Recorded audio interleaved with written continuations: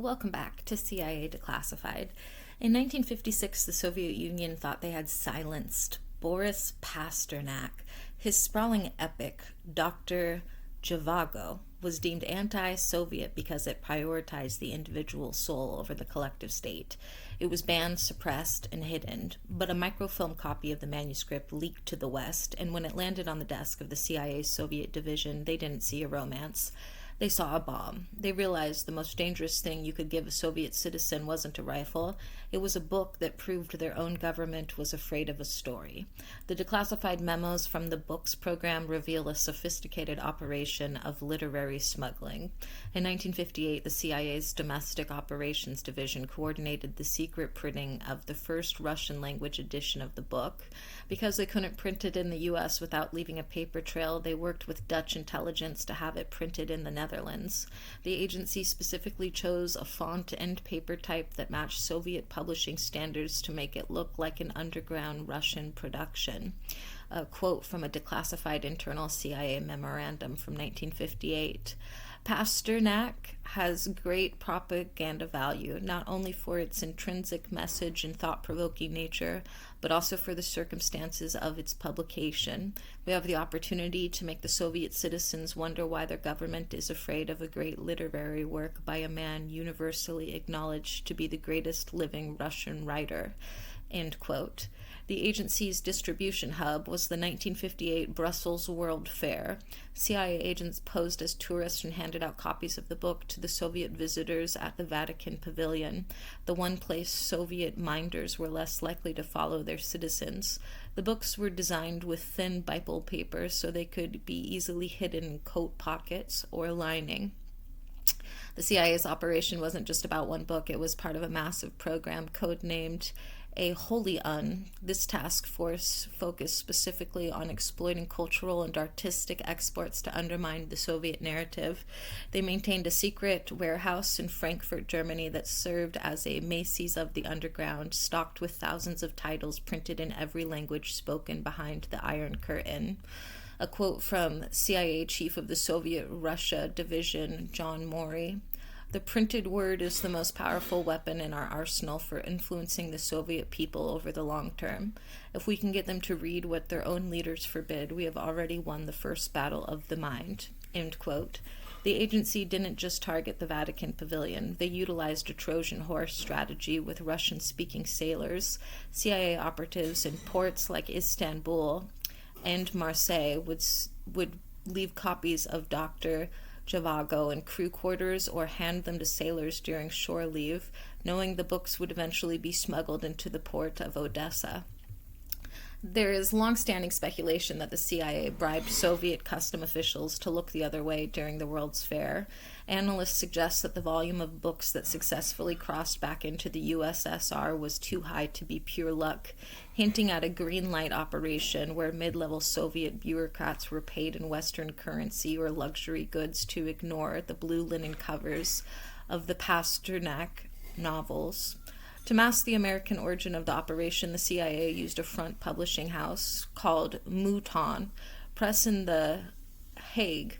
They went as far as creating fake catalogs and business histories for Mouton so that if a Soviet agent investigated the publisher, they would find a seemingly legitimate European academic press. A nonfiction quote from a declassified books program report. Operationally, the ZHIVAGO project has proven that literary smuggling can be scaled. The appetite for Pasternak manuscript among Soviet elites indicates a profound hunger for non-state sanctioned reality. End quote. Historians speculate the CIA's involvement actually accelerated the death of Pasternak by turning his work into a geopolitical football. They gave the KGB the evidence they needed to label him a Western spy. It is speculated that the CIA knew this would happen, but viewed the martyrdom of the poet as a secondary propaganda win that would further isolate the Soviet Union from the international community. The CIA eventually printed a miniature version of the novel, small enough to fit inside a standard pack of cigarettes. This was done to facilitate distribution among the intelligentsia in Moscow, who would pass the smokes to one another in public parks without drawing the attention of the secret police. A quote from a CIA operative in a later memoir: "We weren't just printing books, we were printing doubt. Every time a Soviet citizen read about Lara and ZHIVAGO, they were reading about a world where the party didn't matter. You can't unread a feeling like that." End quote. The operation was so secret that even the White House was kept in the dark about the specifics for months. The CIA operated under plausible deniability guidelines, ensuring that if the Dutch printing press was ever raided, the trail would lead to a maze of shell companies in Switzerland and Liechtenstein rather than Langley. While the printing operation is now declassified, the section of the files titled External Recognition and Prize Coordination is heavily redacted.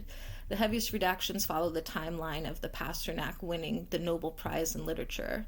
There is heavy speculation that the CIA used front organizations to lobby the Nobel Committee, ensuring he won the prize to maximize the international embarrassment for the Kremlin. The theory suggests the redactions hide the names of European literary critics who were on the agency's payroll to champion the book's merit.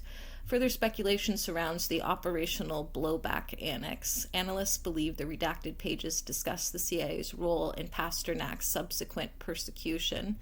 The speculation is that the agency knew that by weaponizing the book, they were essentially signing his death warrant or exile, and the redactions hide the internal debate over whether the propaganda value was worth the life of the author.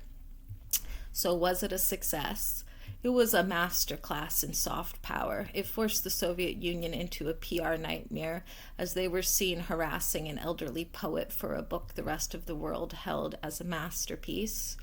A quote from Boris after being forced to decline the Nobel Prize: "I am like a beast in an enclosure. Outside, people, freedom, light, but after me, the noise of the hunt." End quote. This success can be measured in the Samizdat movement.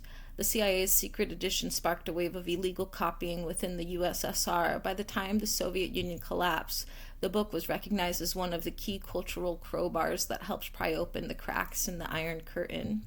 The operation perfected the agency's intellectual warfare toolkit. As far as operational breakthroughs go, micro-publishing, the agency pioneered the use of ultra-thin infiltration-grade paper, which allowed full-length novels to be condensed into booklets the size of a deck of cards. Back-channel distribution, the CIA established a network of friendly international bookshops and cultural fairs that acted as laundering points for prohibited literature for decades. Covert typographic forgery. The agency's technical teams mastered the art of mimicking Soviet state typefaces and binding techniques, making it impossible for the KGB to distinguish between a CIA book and a genuine underground book. Boris Pasternak died in 1960, never knowing his love story was funded by the world's most powerful intelligence agency. But the lesson remains: in a world of secrets, sometimes the most effective weapon isn't a code, it's a character. Next time on CIA Declassified, we move from the libraries of Moscow to the beaches of the Caribbean. We examine Operation M World. The Bay of Pigs was just the beginning. We'll look at the declassified logs of the secret multi-million-dollar plan to invade Cuba a second time, with a shadow army that answered only to the agency. From secret bases in Nicaragua to the hunt for a new Cuban leader, we explore the invasion that almost happened. Join us for the second strike. In the meantime, I'll see you in the archives.